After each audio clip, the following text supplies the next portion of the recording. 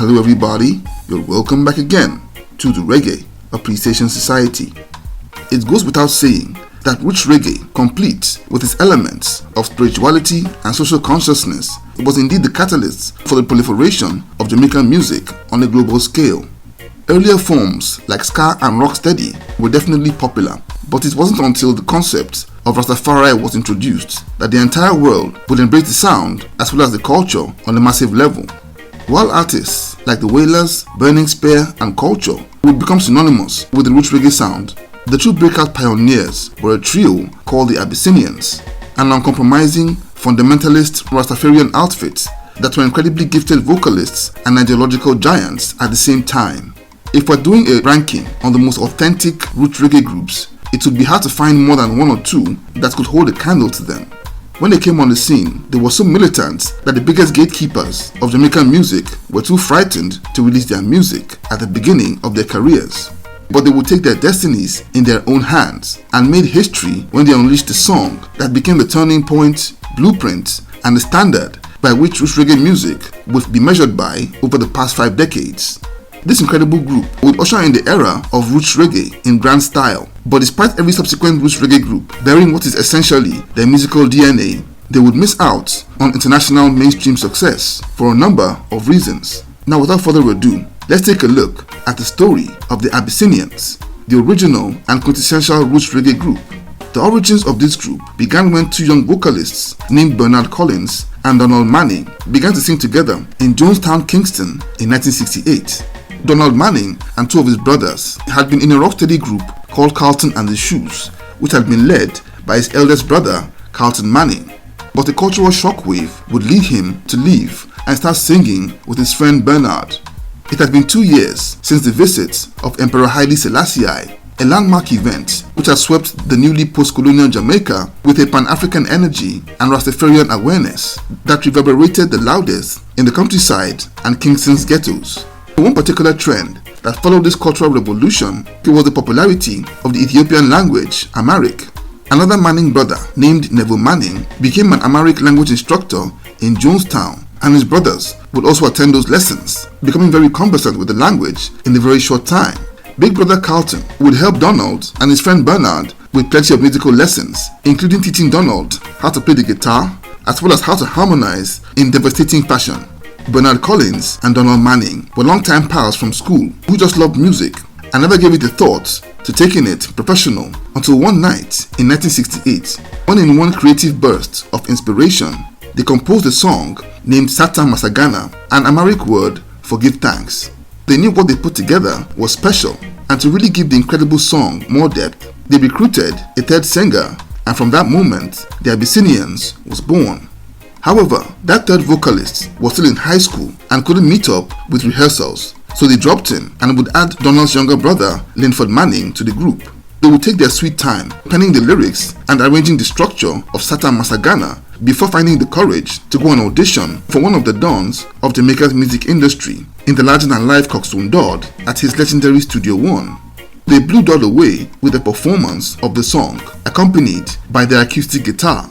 Dodd quickly put them in the studio with his elite backing band in March 1969 and produced a perfect storm of superb vocals and harmony, poignant revolutionary lyrics, and sublime instrumentals that became Satta Massagana.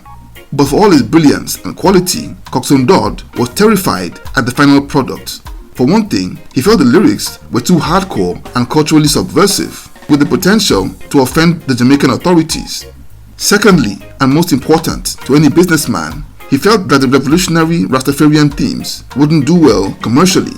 Dodd had been the mastermind of the ska era and to a smaller extent, a don in the rocksteady era, with both musical epochs featuring a more upbeat tempo and lyrics. But this song was a lot slower, with a dreamy, hypnotic, and almost melancholic atmosphere. Coxsone Dodd refused to release the single to the Abyssinians' utter disappointment. The trio would be to retreat and strategize on their next move. They went ahead to register their own label, Clinch Records, in 1970, and after hustling on the sound system scene, they approached Coxsone Dodd in 1971 and offered him a deal to buy the master tapes and rights to Satta Massagana. Dodd slapped a huge price of $90 for the tapes, but the guys were determined. They bought it and released the song on their Clinch label. and when it hit the streets, it became a commercial and critical smash. The song's deeply spiritual lyrical pictures about Africa, its irresistible melody and sublime throbbing instrumentals made it a masterpiece that blew both the listening public as well as the music industry away. Realizing he had made a big mistake, Coxsone tried to cash in by releasing instrumental versions of the song, but it was just too late. The Abyssinians would release dancehall versions of the song featuring ace toasters like Big Youth, Dillinger, and plenty of others with great commercial results. This incredible song has been covered by countless artists over the years. After what was a devastating debut, they would release 3 incredible singles in 1971, starting with the militant Declaration of Rights, Jerusalem, and Let My Days Belong. Generally, Jamaica's music industry saw artists putting out numerous singles in very short spaces of time, but the Abyssinians would refuse to get sucked into the trap of becoming workhorses for producers. They released their music at their own pace over the years, but each song was of dazzling quality. They released their first album, Forward Unto Zion, in 1976, produced by the great Clive Hunt, an album widely regarded and celebrated as a roots reggae masterpiece, and indeed among the greatest reggae albums ever produced. But unfortunately, that album was a victim of its own brilliance and high demand, as it became the most pirated album in Jamaican history, resulting in the trio not earning a dime for many years, and producer Clive Hunt marked for assassination by ultra fans of the Abyssinians, who thought that he was responsible for the mess. The pirated copies still spread like wildfire all over the globe and made spectacular impact in the UK in particular. This brought the group to the attention of Virgin Records, who would sign the Abyssinians in 1978, and this deal would birth their second album, Arise. But while it was a solid compilation by all standards, it failed to meet the heights of their debut. At the time this second album was being made, all the problems and business challenges had taken its toll on the trio's relationship, causing Bernard Collins to leave the group not long after.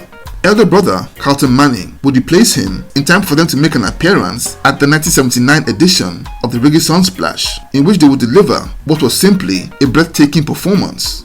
But despite all the promise, the group officially split up in 1980 when Linford Manning moved to the US in that year. But less than a decade later, they would reform by the end of the 1980s, and around the same time, Bernard Collins had formed his own version of the Abyssinians. But by the start of the 1990s, Linford Manning converted to Christianity and quit the group for good, and became a dedicated member of his church in South Florida until he passed away on June 25, 2024. Bernard Collins would reunite with the Manning brothers in 1998, and they recorded a couple of singles before he left again in 1999. So as it stands today, the legendary Abyssinians are in 2 camps, divided by the intrigues of the music business and personal issues. Both factions still tour every now and then, but they are very far from the force that they once were. But despite the sad falling apart, I like to remember them for their amazing exploits at the very beginning. Their devastating emergence at the very dawn of the reggae era, when they unleashed a song that defined the very essence of roots reggae, positioned Jamaican music for a global takeover. Despite the unfortunate series of events that kept them from global mainstream success, they will always be considered as the blueprint, the archetype, and quintessential roots reggae group. So there you have it. Thank you for watching the video today. Please leave a like, subscribe, and until next time, God bless.